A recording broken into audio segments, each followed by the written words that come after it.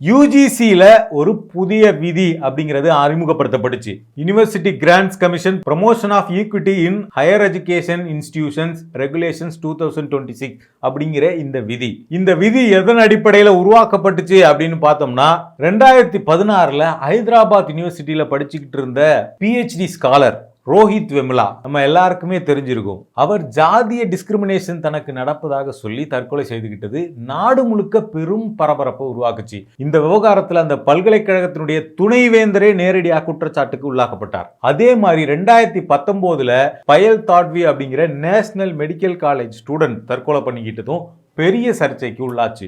இவருமே பார்த்தோம்னா ஜாதி அடிப்படையிலான டிஸ்கிரிமினேஷனுக்கு உள்ளாக்கப்பட்டார் அப்படிங்கிற குற்றச்சாட்டு எழுந்தது. இப்ப இவங்க 2 பேரினுடைய தாயார் ரோஹித் வெமுலாவினுடைய அம்மா ராதிகா வெமுலாவும் பயல் தாட்வியினுடைய அம்மா அபேதா சலீமும் பார்த்தோம்னா ஒரு வழக்கு சுப்ரீம் கோர்ட்ல தொடர்ந்தாங்க. அந்த வழக்குல பார்த்தோம்னா இந்த மாதிரியான இந்தியா முழுக்க இருக்கக்கூடிய உயர்கல்வி நிறுவனங்கள்ல தொடர்ந்துகிட்டு இருக்கக்கூடிய ஜாதிய டிஸ்கிரிமினேஷன், ஜாதியின் அடிப்படையில் மாணவர்கள் ஒடுக்கப்படுவது, பாகுபாட்டுக்கு உள்ளாக்கப்படுவது, இது எல்லாம் நிறுத்தப்படணும் அப்படின்னு சொல்லி இதற்காக புதிய விதிமுறைகளை உருவாக்கணும் அப்படின்னு சொல்லி அந்த வழக்கின் மூலமாக அவங்க தொடர்ந்து ஃபைட் பண்ணிட்டு வந்தாங்க. கிட்டத்தட்ட 6 வருடங்களுக்கு மேல அவங்க ஃபைட் பண்ணி வந்த அந்த வழக்குல சுப்ரீம் கோர்ட் பல கேள்விகளை அரசாங்கத்துக்கு கேட்டிருந்தது. எப்படி இதை நீங்க நிறுத்த போறீங்க, இதுக்கான ஒரு மெக்கானிசத்தை உடனே கொண்டு வாங்க, ஸ்டேக் ஹோல்டர்ஸ் கிட்ட எப்படி நிறுத்தலாங்கிற கருத்துக்களை வாங்கி அதன் அடிப்படையில் ஒரு ஃப்ரேம் ஒர்க்கை உருவாக்குங்க அப்படின்லாம் பல விஷயங்களை சுப்ரீம் கோர்ட் ஒன்றிய அரசு கிட்ட சொல்லுச்சு. அதன் அடிப்படையில் யூஜிசியில் இந்த ரூல் அப்படிங்கிறது உருவாக்கப்பட்டுச்சு. இந்த ரூல் உருவாக்கப்பட்டதுல இருந்தே பார்த்தோம்னா உயர் சாதி மாணவர்கள் மற்றும் உயர் சாதியை சேர்ந்தவர்கள் மத்தியில் கடுமையான எதிர்ப்பு, இந்த ரூலை கொண்டு வரவே கூடாது அப்படின்னு சொல்லிட்டு கடுமையான பிரச்சாரங்களை அவங்க தொடர்ச்சியாக பண்ணிட்டு வந்தாங்க. எப்படி இந்தியாவில் ஓபிசி ரிசர்வேஷன் கொண்டு வரணும்னு சொல்லி மண்டல் கமிஷன் பரிந்துரைகள் அமல்படுத்தப்படும் போது எப்படி இந்தியா முழுக்க உயர் ஜாதியை சேர்ந்தவர்கள் பெரும் போராட்டங்களை நடத்தினார்களோ அதே மாதிரி நம்ம இந்த விவகாரத்தில் போராட்டம் நடத்தணும் அப்படின்னு சொல்லிட்டு ஓபிசி மக்களினுடைய இடஒதுக்கீட்டுக்கு எதிராக நடத்திய போராட்டங்களை போல இப்போ நம்ம யூஜிசி ரெகுலேஷனுக்கு எதிராக போராட்டம் நடத்தணும், February 1 நம்ம இந்திய அளவில் பந்த் நடத்தணும் அப்படின்லாம் சொல்லி பல பிரச்சாரங்களை சோசியல் மீடியாவிலையும் சரி பல தரப்புல உயர் ஜாதியை சேர்ந்த ஜாதி சங்கங்கள் எல்லாமே பண்ணிட்டு இருந்தாங்க. இப்படி உயர் ஜாதியை சேர்ந்தவங்க எல்லாம் இதை நிறைவேற்றவே விடக்கூடாதுன்னு கொதிக்கிற அளவுக்கு அந்த விதியில அப்படி என்ன இருக்குது, அந்த விதிக்கு இப்போ என்ன ஆச்சு அப்படிங்கிறதெல்லாம் பாக்குறதுக்கு முன்னாடி இந்தியாவினுடைய உயர்கல்வி நிலையங்கள்ல என்ன நடந்துகிட்டு இருக்கு அப்படிங்கிற சில விஷயங்களை நம்ம பார்க்க வேண்டியது. யூஜிசியினுடைய அதிகாரப்பூர்வ தகவல் படியே பார்த்தோம்னா 2014 21 வரைக்குமான காலகட்டத்தில் 68 SC ST OBC ஸ்டூடெண்ட்ஸ் தற்கொலை பண்ணி இறந்திருக்கிறாங்க இந்த உயர்கல்வி நிறுவனங்கள்ல. இதுல IITல இறந்தவர்கள் மட்டும் 18 பேர். அதே மாதிரி யூஜிசியினுடைய டேட்டா என்ன சொல்லுது அப்படின்னா கேஸ்ட் பேஸ்ட் டிஸ்கிரிமினேஷன் அப்படிங்கிறது கடந்த 5 ஆண்டுகள்ல தொடர்ச்சியா அதிகரிச்சுட்டு வர்றதை காட்டுது. என்னப்பா நீங்க இந்த காலத்துல அதுவும் இப்ப படிக்கிற மாணவர்கள், அதுவும் சென்ட்ரல் யூனிவர்சிட்டியில படிக்கக்கூடிய மாணவர்கள் போய் கேஸ்ட் பேஸ்டா டிஸ்கிரிமினேஷன் எல்லாம் பண்ணுவாங்களா, ஜாதி பார்ப்பாங்களா அப்படின்ற கேள்விக்கு யூஜிசியினுடைய டேட்டா பதில் சொல்லுது. 2019 173 இருந்தது. 2023-24 கல்வி ஆண்டுல பார்த்தோம்னா 378 உயர்ந்திருக்கு. ஸோ டபுள் மடங்குக்கு மேல கேஸ்ட் பேஸ்ட் டிஸ்கிரிமினேஷன் அப்படிங்கிறது உயர்ந்திருக்குது இந்த டேட்டா காட்டுது. அப்போ கடந்த 5 வருஷத்தை சேர்த்து பார்த்தோம்னா ஒட்டுமொத்தமாக 1160 கேஸ்ட் பேஸ்ட் டிஸ்கிரிமினேஷன் கம்ப்ளைண்ட் அப்படிங்கிறது யூஜிசியில இருக்குது. ஸோ இப்படி இவ்வளோ கம்ப்ளைண்ட் SC ST OBC மக்கள் மீது இதெல்லாம் ஒரு பக்கம். இன்னொரு பக்கம் மைனாரிட்டி ஸ்டூடெண்ட்ஸும் பெருமளவுல டிஸ்கிரிமினேஷனுக்கு உள்ளாக்கப்படுறாங்க. ரொம்ப குறிப்பா பார்த்தோம்னா சென்னை IITல சில வருடங்களுக்கு முன்பு ஃபாத்திமா லத்தீப் அப்படிங்கிற மாணவி, இந்த மாணவி நேரடியாகவே என்ன மத ரீதியாக டிஸ்கிரிமினேஷனுக்கு ப்ரொஃபஸர் உள்ளாக்குறார் அப்படின்னு சொல்லிட்டு குற்றச்சாட்டு வச்சு தற்கொலை பண்ணிக்கிட்டாங்க. இதுவும் நாடு முழுக்க பெரிய விவாதமா மாறிச்சு. அடுத்ததா பார்த்தோம்னா தமிழ்நாட்டை சேர்ந்த SC ST OBC மாணவர்கள் இந்தியா முழுக்க இருக்கக்கூடிய பல இன்ஸ்டிடியூஷன்ஸ்ல, குறிப்பா சென்ட்ரல் இன்ஸ்டிடியூஷன்ஸ்ல பல பாகுபாடுகளுக்கு உள்ளாக்கப்பட்டு மர்மமான முறையில இருந்திருக்கிறாங்க, தற்கொலைக்கு உள்ளாகி இருக்கிறாங்க. இதுவும் பல கேள்விகளை தொடர்ச்சியா எழுப்பியிருந்தது. கடந்த 2016 திருப்பூரை சேர்ந்த சரவணன் டெல்லி எய்ம்ஸ்ல மர்மமான முறையில இறந்தார். 2017 சேலத்தை சேர்ந்த முத்துகிருஷ்ணன் இவர் வந்து பார்த்தோம்னா ஜேஎன்யூல மர்மமான முறையில இறந்தார். அப்போ இந்த திருப்பூர் சரவணன் விவகாரத்திலையும் சரி, சேலம் முத்துகிருஷ்ணன் விவகாரத்திலையும் இதன் மேல ஒரு சிபிஐ விசாரணை நடத்தணும் அப்படின்ற கோரிக்கைகள்லாம் இங்க எழுப்பப்பட்டுச்சு. அடுத்தது 2018 பார்த்தோம்னா Delhi university of medical science காலேஜ்ல எம்டி படிச்சுட்டு இருந்த மருத்துவ மாணவர் தமிழ்நாட்டை சேர்ந்த சரத் பிரபு அவர் மர்மமான முறையில இறந்தார். அதே மாதிரி 2018 பார்த்தோம்னா ராமேஸ்வரத்தை சேர்ந்த கிருஷ்ண பிரசாத் இவர் டெல்லியில இருக்கக்கூடிய PGIMER மெடிக்கல் காலேஜ்ல எம்டி படிச்சுட்டு இருந்தார். இவரும் மர்மமான முறையில இறந்தார். இப்படி தொடர்ச்சியாக தமிழ்நாட்டை சேர்ந்த மாணவர்கள் மத்திய பல்கலைக்கழகங்கள்ல மர்மமான முறையில் இறப்பது அல்லது தற்கொலை செய்து கொள்வது அப்படிங்கிறது பெரும் பதட்டத்தை தமிழ்நாட்டில் உருவாக்கும். இன்னும் ஏராளமான மாணவர்கள் பார்த்தோம்னா ஜாதி ரீதியாகவும் மத ரீதியாகவும் மொழி ரீதியாக கூட பாகுபாட்டுக்கு உட்படுத்தப்படுவது அப்படிங்கிறது தொடர் நிகழ்வாக வந்து இந்த சென்ட்ரல் இன்ஸ்டிடியூஷன்ஸ்ல உயர்கல்வி நிறுவனங்கள்ல இருந்துகிட்டே இருக்கு. இதுக்கெல்லாம் என்ன காரணம் அப்படின்னு நம்ம பல காரணங்களை யோசிச்சோம் அப்படின்னா, முதல்ல சென்ட்ரல் இன்ஸ்டிடியூஷன்ஸினுடைய ஃபேக்கல்டி டேட்டா, இந்த டேட்டாவை எடுத்துக்கிட்டோம்னா 2023 கொடுத்துருக்கக்கூடிய டேட்டா. அந்த டேட்டாவில் வந்து அங்கே வேலை செய்யக்கூடிய professors, associate professors, assistant professors இவங்களை பற்றின தகவல்கள்லாம் இருக்குது. இது யூஜிசியினுடைய டேட்டா. இந்த டேட்டா படி பார்த்தோம்னா ப்ரொஃபஸர்ஸ் இருக்கிறாங்கல்ல, அந்த ப்ரொஃபஸர்ஸ்ல 2348 ப்ரொஃபஸர்ல வெறும் 60 ப்ரொஃபஸர் தான் ஓபிசி கம்யூனிட்டியை சேர்ந்தவங்க. வெறும் 96 பேர் எஸ்சி கம்யூனிட்டி, 22 பேர் தான் எஸ்டி. ஆனா உயர் ஜாதியை சேர்ந்தவங்க எவ்வளவு பேர் தெரியுங்களா? 1146 பேர். அதே மாதிரி அசோசியேட் ப்ரொஃபஸர் எடுத்துக்கிட்டோம்னா வெறும் 187 பேர் தான் ஓபிசி, 231 பேர் தான் எஸ்சி, 69 பேர் எஸ்டி. ஆனா உயர் சாதி எவ்வளவு தெரியுங்களா? 2304 பேர். அதே மாதிரி அசிஸ்டன்ட் ப்ரொஃபஸர்ஸ் 1654 பேர் ஓபிசி, 1094 பேர் எஸ்சி, 534 பேர் எஸ்டி. ஆனா உயர் சாதி எவ்வளவு தெரியுங்களா? 5284 பேர். அப்ப இந்தியாவினுடைய முதன்மையான உயர்கல்வி நிறுவனங்களை எடுத்துக்கிட்டோம்னா அதுல ஓபிசி ரெப்ரசன்டேஷனை மட்டும் பார்ப்போமே. ஓபிசி ரெப்ரசன்டேஷன் அப்படிங்கிறது ப்ரொஃபஸர்ல வெறும் 4.5%, அசோசியேட் ப்ரொஃபஸர்ல வெறும் 6.5%, அசிஸ்டன்ட் ப்ரொஃபஸர்ல 18.5%. ஆனா ஓபிசி ரிசர்வேஷன்ங்கிறது அடிப்படையில 27% அப்படிங்கிறது கொடுக்கப்படணும். ஆனா உண்மை நிலை என்ன அப்படிங்கிறத தான் நம்ம பார்த்தோம். ஏன் ஓபிசியை பர்டிகுலரா பார்க்க வேண்டியிருக்குது அப்படின்னா, ஓபிசி அப்படின்னா நாங்க வந்து உயர் ஜாதி தான், நாங்க நீ உயர் ஜாதியை எதிர்த்து பேசுறியா, நாங்க தான் உயர் ஜாதி அப்படின்னு சொல்லிட்டு ஓபிசியை சேர்ந்த நிறைய கம்யூனிட்டி இன்னும் நினைச்சு சுத்திட்டு இருக்காங்க. இப்ப தமிழ்நாட்டில் எடுத்துக்கிட்டோம்னா வன்னியர், நாடார், தேவர், கவுண்டரு இந்த மாதிரி பல கேஸ்ட் எடுத்துக்கிட்டோம்னா அவங்கெல்லாம் வந்து நாங்க தான் உயர் ஜாதி, நாங்க தான் ஆண்ட ஜாதி அப்படின்னு நினைச்சிட்டு இருக்காங்க. ஆனா உண்மையில ஓபிசி அப்படின்னா பேக்வேர்டு கிளாஸ் அப்படிங்கிறது கூட தெரியாம, விழிப்புணர்வு இல்லாம தான் பலரும் இந்த ஆண்ட பெருமையை பேசிட்டு சுத்திட்டு இருக்காங்க. நாங்கள் தான் உயர் ஜாதி, நாங்கள் தான் இந்த நாட்டையே ஆண்ட பரம்பரை அப்படின்னு சொல்லக்கூடிய ஓபிசி கம்யூனிட்டிக்கு, அதுல இருக்கக்கூடிய ஜாதிகளுக்கு இந்தியாவின் உயர்தர கல்வி நிறுவனங்கள்ல இருக்கக்கூடிய இடம், கொடுக்கப்பட்டிருக்க இடம் ப்ரொஃபஸர்களுக்கு வெறும் 4.5%. என்னதான் ஆண்ட பரம்பரைன்னு வெற்று கூச்சல் போட்டாலுமே கல்வி நிலையங்களில் உங்களுக்கு இடம் இல்லை அப்படிங்கிறத இந்த டேட்டா சொல்லுது. அடுத்தது நம்ம பாப்புலேஷன் அடிப்படையில் எடுத்துக்கிட்டோம் அப்படின்னா 2011 சென்சஸ் அடிப்படையில் பார்த்தோம்னா எஸ்சி, எஸ்டி, ஓபிசி பாப்புலேஷன் இந்தியாவில் 70%. இந்த 70% மக்களுக்கு என்ன ரெப்ரசன்டேஷன் இந்தியாவினுடைய உயர்கல்வி நிறுவனங்களில் கொடுக்கப்பட்டிருக்கு அப்படின்னு பார்த்தா ரொம்ப ரொம்ப அடிப்படையான கேள்விக்குறிதான் மிஞ்சுது. விரல் விட்டு எண்ணக்கூடிய ரெப்ரசன்டேஷன் தான். அதே மாதிரி 2023 நேச்சர் இணையதளம் வெளியிட்ட ஒரு முக்கியமான கட்டுரை. அந்த கட்டுரையில் என்ன சொல்றாங்கன்னா, இந்தியாவினுடைய டாப் 5 ஐஐடியில 98% ஆஃப் ஃபேக்கல்டி பார்த்தோம்னா அப்பர் காஸ்ட் அப்படின்னு சொல்றாங்க. அதே மாதிரி இன்னொரு ஆர்டிஐ டேட்டா என்ன சொல்லுதுன்னா 8 ஐஐடி 7 ஐஐஎம் எடுத்துக்கிட்டோம்னா 80%க்கும் அதிகமான ஃபேக்கல்டிஸ் அப்படிங்கிறவங்க அப்பர் காஸ்டா தான் இருக்கிறாங்க அப்படின்னு சொல்லுது.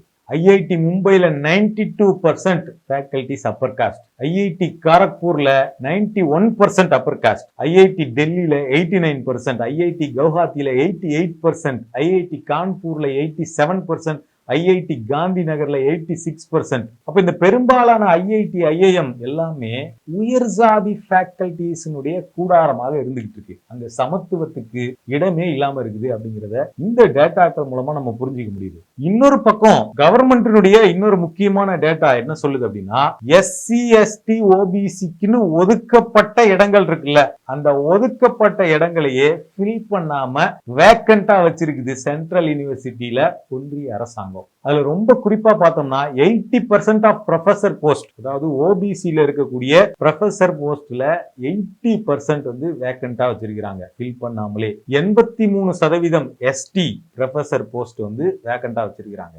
எஸ்சில 64% வேக்கண்டா வச்சிருக்காங்க. இன்னும் ஒரு படி மேல ஐஐடி மெட்ராஸ் எடுத்துக்கிட்டோம்னா, இங்க வந்து இங்க ஸ்டூடெண்ட்ஸ்க்கு ஹாஸ்டல் இருக்குல்ல, அந்த ஹாஸ்டல்ல இருக்கக்கூடிய மெஸ்ல பியூர் வெஜிடேரியன் ஸ்டூடெண்ட்ஸுக்கு தனி என்ட்ரன்ஸ், நான்வெஜ் சாப்பிட்ற ஸ்டூடெண்ட்ஸுக்கு தனி என்ட்ரன்ஸ். இது அபிஷியலா எழுதி ஒட்டி வச்சிருந்தாங்க 2018 பீரியட்ல பார்த்தோம்னா. அதுல இன்னும் கொடுமை என்னன்னா, இது வெறும் வெஜிடேரியன் மட்டும் கிடையாது, வெஜிடேரியனுக்கு ஏற்கனவே தனியா இருக்குது. இது இல்லாம பியூர் வெஜிடேரியன் இன்னொரு கவுண்டராமா. அது என்ன பியூர் வெஜிடேரியன்?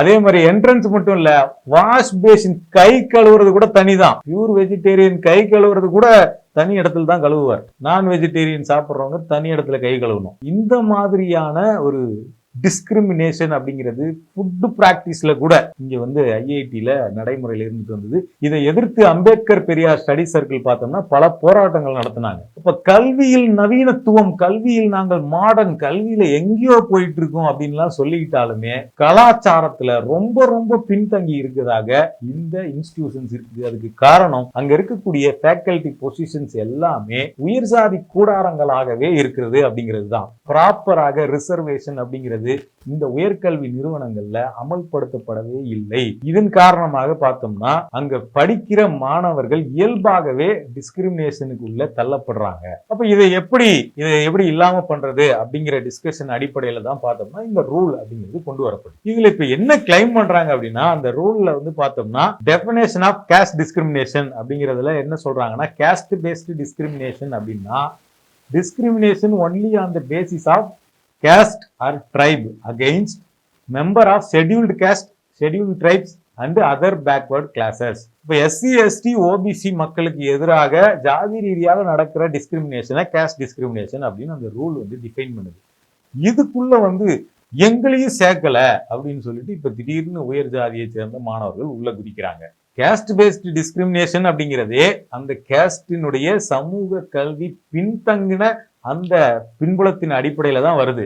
அவங்களுடைய பேக்வேர்ட்னஸ் அடிப்படையில தான் இந்த டிஸ்கிரிமினேஷன் அப்படிங்கிறதே நடக்குது. இதுக்குள்ள வந்து ஃபார்வர்டு கேஸ்டா இருக்கக்கூடிய எங்களையும் சேர்க்கணும், எங்களுக்கும் கேஸ்ட் பேஸ்ட் டிஸ்கிரிமினேஷன் நடக்கும் அப்படின்னு சொல்றத வந்து இது எந்த லாஜிக்கின் அடிப்படையில இதை புரிஞ்சுக்கிறது? ஒரு அநியாயமான சமத்துவத்துக்கு எதிரான ஒரு குரலாக இன்னைக்கு வந்து இது எழுந்துகிட்டு இருக்கு. இந்த ரூலை பின்வாங்கணும், இந்த ரூலை வந்து நடைமுறைப்படுத்தக்கூடாது அப்படிங்கிறது. எப்படி வந்து மண்டல் கமிஷன் பரிந்துரையை நடைமுறைப்படுத்தினப்ப ஓபிசி மக்களுக்கு இடஒதுக்கீடு கொடுத்தா அது உயர் சாதி மக்களுடைய வாழ்க்கையை அழிச்சிரும்னு ஒரு கேம்பெயினை பண்ணி எப்படி ஓபிசி மக்களுக்கு இடஒதுக்கீடு கொடுக்க கூடாது அப்படின்னு அநியாயமான போராட்டங்கள் நடந்ததோ அதே மாதிரிதான் இப்ப நடந்துகிட்டு இருக்கு. இன்னைக்கு நீதிமன்றமும் இந்த விதியை நிறுத்தி வைத்திருக்கிறது, இந்த விதியை ரத்து பண்ணியிருக்கு. இதுதான் நமக்கு அதிர்ச்சி தரக்கூடியதா இருக்குது. ஒரு நீதிமன்ற போராட்டத்தின் அடிப்படையில தான் ஒரு விதியை கொண்டு வரப்படுது. ஆனா அந்த விதியை நீதிமன்றம், உச்ச நீதிமன்றமே நிறுத்தி வைக்குது. இது இப்பதான் நடக்குதான்னு கேட்டோம்னா 1951 மெட்ராஸ் மாகாணத்துல அமலில் இருந்த ரிசர்வேஷனுக்கு எதிராக நீதிமன்றம் தீர்ப்பு கொடுத்தது. ஆனால் மறுபடியும் அதை போராடி வெற்றி பெற்று ரிசர்வேஷனை அமலுக்கு கொண்டு வந்த வரலாறு அப்படிங்கிறது தமிழ்நாட்டுக்கு. மண்டல் கமிஷன் நேரத்திலும் தமிழ்நாடு தான் போராட்டத்துல ஈடுபட்டு இருந்தது. அப்ப இந்த விவகாரத்திலும் தமிழ்நாட்டில இருந்து ஒரு முக்கியமான விவாதம் அப்படிங்கிறது நடக்க வேண்டியிருக்குது. அதுல என்ன சொல்லியிருந்தாங்க அப்படின்னா, காலேஜ்ல எல்லா காலேஜ்லயும் எல்லா இன்ஸ்டிடியூஷன்லயும் ஈக்குவல் ஆப்பர்ச்சுனிட்டி சென்டர்ஸ் அப்படின்னு ஒரு அமைப்புகளை உருவாக்கணும். அந்த சென்டர்ஸ் வந்து பார்த்தோம்னா இங்க வந்து லோக்கல்ல இருக்கக்கூடிய activist, NGOs, police officials, district administrators இவங்களோடலாம் கொஞ்சம் தொடர்புல இருப்பாங்க. அவங்களோட வேலை என்னன்னா, அங்க வரக்கூடிய ஜாதி ரீதியிலான டிஸ்கிரிமினேஷன் நடக்குது அப்படின்னு மாணவர்கள்ட்ட இருந்து வரக்கூடிய கம்ப்ளைண்ட்ஸை விசாரணை பண்ணி அதை வந்து அதுக்கு அடுத்தடுத்த ஸ்டெப்ஸுக்கு நகர்த்துறது. அதே மாதிரி பார்த்தோம்னா அதுல வந்து பார்த்தோம்னா அவங்க வந்து ஒரு வருஷம் முழுக்க ஆனுவல் ரிப்போர்ட்ஸை வந்து ரிலீஸ் பண்ணணும். வருஷம் முழுக்க எத்தனை கம்ப்ளைண்ட்ஸ் வந்திருக்குது, அது மேல நாங்க என்ன நடவடிக்கை எடுத்திருக்கிறோம், என்ன மாதிரியான டெமோகிராபிக் காம்பினேஷன் இங்க இருக்குது, ஸ்டூடெண்ட்ஸ் ப்ரொஃபசர்ஸ்னு டிராப் அவுட் ரேட்ஸ் எப்படி இருக்குது, எந்த கம்யூனிட்டியில அதிகமா இருக்குது, இந்த மாதிரியான ரிப்போர்ட்ஸ் தான் அவங்க வெளியிடணும். அதே மாதிரி ஈக்விட்டி கமிட்டி அப்படின்னு ஒரு கம்யூனிட்டி, அந்த கமிட்டிக்கு பார்த்தோம்னா அந்த ஹையர் எஜுகேஷனுடைய ஹெட் தலைவராக இருப்பாரு. அதுல இருந்து ஒரு 3 ப்ரொஃபசர்ஸ் மெம்பர்ஸா இருப்பாங்க. அதுல ப்ரொஃபஸரா இல்லாத ஒரு ஸ்டாஃப் மெம்பர் மெம்பரா இருப்பாரு. இது இல்லாம 2 பேர் சிவில் சொசைட்டில இருந்து மெம்பரா இருப்பாங்க, 2 ஸ்டூடெண்ட் ரெப்ரசன்டேட்டிவ்ஸ் மெம்பரா இருப்பாங்க. இதெல்லாம் இந்த மாதிரியான ஒரு டீம் செயல்படும். இந்த கமிட்டியில பார்த்தோம்னா கண்டிப்பாக விமன் இருக்கணும், ஓபிசியை சேர்ந்தவர் இருக்கணும், எஸ்சியை சேர்ந்தவர் இருக்கணும், எஸ்டியை சேர்ந்தவர் இருக்கணும், மாற்றுத்திறனாளி இருக்கணும். இப்படி எல்லாம் அதுல ரூல்ல வைக்கப்பட்டிருக்கு. அதே மாதிரி கல்லூரி கேம்பஸ்ல ஈக்விட்டி ஸ்குவாட் அப்படின்னு சொல்லிட்டு அந்த கேம்பஸ்ல நடக்கக்கூடிய விஷயங்களை மானிட்டர் பண்ணி வாட்ச் பண்ணக்கூடிய ஒரு ஸ்குவாட் உருவாக்கணும் அப்படின்னு சொல்லியிருக்காங்க. அதே மாதிரி ஹெல்ப்லைன், ஈக்விட்டி ஹெல்ப்லைன், அதாவது மாணவர்கள் ஜாதி ரீதியாக டிஸ்கிரிமினேட் பண்ணப்பட்டா அவங்க இந்த ஹெல்ப்லைன் மூலமா அவங்க கம்ப்ளைண்ட் பதிவு பண்ணலாம். அவங்களுடைய தனி விவரங்கள் வெளியிடாமல் ரகசியம் பாதுகாக்கப்படணும் அப்படின்னு சொல்லியிருக்காங்க. அதே மாதிரி இந்த கம்ப்ளைண்ட்டை ஃபைல் பண்றதுக்கு ஒரு ஆன்லைன் போர்ட்டல் இருக்கணும், அல்லது இமெயில் மூலமா பண்ணலாம், அல்லது இந்த போன் நம்பர் மூலமா பண்ணலாம்.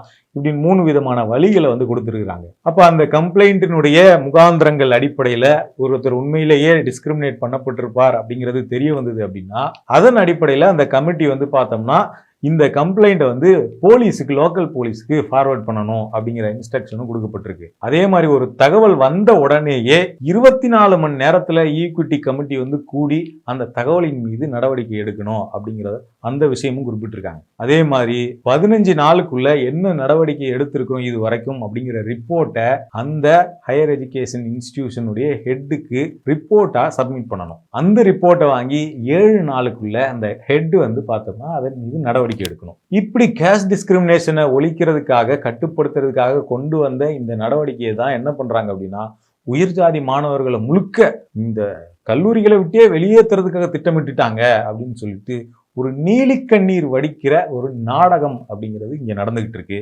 இந்த நாடகத்துக்கு துணையாக நீதிமன்றம் துணை போயிருக்கிறதோ அப்படிங்கிற கேள்வியும் நமக்கு எழுது. ஏற்கனவே இந்த விதியிலேயே சில பற்றாக்குறைகள் இருக்குது, இதுல போதாமைகள் இருக்குது அப்படிங்கிற குரல்கள்லாம் இங்க எழுந்துகிட்டு இருக்கு. அதாவது இருக்கிற நடைமுறையிலேயே பார்த்தோம்னா, இந்த விதியிலேயே பார்த்தோம்னா ஹெட் ஆஃப் த இன்ஸ்டிடியூஷனை தான் முக்கியமான ஆளா கொண்டு நிறுத்தி இருக்கிறாங்க. அதாவது ஹெட் ஆஃப் த இன்ஸ்டிடியூஷன், இப்ப ரோஹித் வெம்லா கேஸ் எடுத்துக்கிட்டோம்னா அதுல குற்றச்சாட்டுக்கு உள்ளாக்கப்பட்டவரே துணைவேந்தரா தான் இருந்தார் பல்கலைக்கழகத்தினுடைய. அப்ப அவரை பத்தின குற்றச்சாட்டுக்கு அவரே எப்படி விசாரிக்க முடியும், அவரே எப்படி நடவடிக்கை எடுக்க முடியும் அப்படிங்கிற கேள்வி எல்லாம் இருக்குது. அப்ப இந்த மாதிரியான கல்வி நிறுவனங்கள்ல தலைமையிலிருந்து கீழே வரைக்கும் இந்த ஜாதிங்கிறது பரவி இருக்கக்கூடிய சூழல்ல ஒரு இம்பார்ஷியல் என்கொயரி நடக்கணும். ஜாதி ரீதியான டிஸ்கிரிமினேஷன் பத்தின கம்ப்ளைண்ட் வந்ததுன்னா சுதந்திரமான விசாரணை நடக்கணும் அப்படின்னா இண்டிபெண்டன்ட் மெம்பர்ஸ், அதாவது அந்த கல்லூரி நிர்வாகத்தை தாண்டிய இண்டிபெண்டன்ட் மெம்பர்ஸ் உள்ள இருக்கணும் அப்படிங்கிற கோரிக்கையெல்லாம் எழுந்திருக்கக்கூடிய சூழல்ல இதுல இருக்கக்கூடிய போதாமைகளை சரிப்படுத்தணும், இதை இன்னும் வலுப்படுத்தணும் அப்படிங்கிற கோரிக்கை எழுந்திருக்கக்கூடிய இந்த சூழல்ல அந்த கோரிக்கைகளை முழுக்க புறம் தள்ளிட்டு கொண்டு வரப்பட்ட விதியையே செல்லாதுன்னு அறிவிக்கிறது இதை எப்படி புரிஞ்சுக்கிறது அப்படிங்கிற கேள்வி எழுது. இங்க ஜாதியின் அடிப்படையிலையோ மதத்தின் அடிப்படையிலையோ யார் மீதும் எந்த டிஸ்கிரிமினேஷனும் செய்யப்படக்கூடாது அப்படிங்கிற அரசியல் சாசனத்தினுடைய உறுதியை நடைமுறைப்படுத்துறதுக்காக கொண்டு வரக்கூடிய ஒரு ரூலை நீதிமன்றமே என்ன பண்ணுது அப்படின்னா, ப்ரொக்ரெசிவான ரூலை கொண்டு வரணும்னு சொல்லிட்டு ரெக்ரெஷனை உள்ள திணிச்சிடக்கூடாது அப்படின்னு சொல்றாங்க. இதுல என்ன ரெக்ரெஷன் இருக்க முடியும்? எல்லாத்துக்கும் சொல்றாங்கல்ல, மடியில் கனம் இல்லை, அதனால எங்களுக்கு வழியில் பயம் இல்லை அப்படின்னு சொல்லிட்டு. இதுல மட்டும் எப்படி எல்லாரும் டார்கெட் பண்ணிடுவாங்க அப்படின்னு எப்படி சொல்ல முடியும்? ஆக்சுவலா இதுல யார் மீது கம்ப்ளைண்ட் பண்றாங்களோ அந்த நபருக்கும் அவர் மீதான கம்ப்ளைண்ட்டுக்கு எதிராக வாதாடுவதற்கான இடங்கள் இருக்குது. அதுக்கும் அதுக்கான அம்சங்கள் இருக்குது இந்த விதிக்குள்ள. அப்படியெல்லாம் ஒருத்தர் மேல பொய் கேஸ் கொடுத்து உடனே அவரை தூக்கி காலேஜை விட்டு வெளில அனுப்புறது, நடவடிக்கை எடுக்கிறது அப்படியெல்லாம் பண்ணிட முடியாது. இன்னொன்னு, இந்த மாதிரி நம்ம சொன்ன மாதிரி வெறும் உயர் சாதி கட்டமைப்பை கொண்ட நிறுவனங்கள்ல ஒரு உயர் சாதி மாணவர் பொய் குற்றச்சாட்டுக்கு உள்ளாக்கப்பட்டு தண்டிக்கப்பட்டுருவார் அப்படிங்கிறதெல்லாம் நம்புற மாதிரியா இருக்குது அதனால இந்த யூஜிசி ரெகுலேஷன் அப்படிங்கிறது இன்னும் இதை செழுமைப்படுத்தி இதுல இருக்கக்கூடிய சில குறைகள் நிவர்த்தி செய்யப்பட்டு இன்னும் வலிமைப்படுத்தி இதை கொண்டு வரும்போதுதான் ஜாதிய பாகுபாடுகள் இல்லாத கல்வி நிலையங்கள் அப்படிங்கிற நம்ம அனைவரினுடைய கனவு அப்படிங்கிறது நிறைவேறக்கூடியதா இருக்கும்.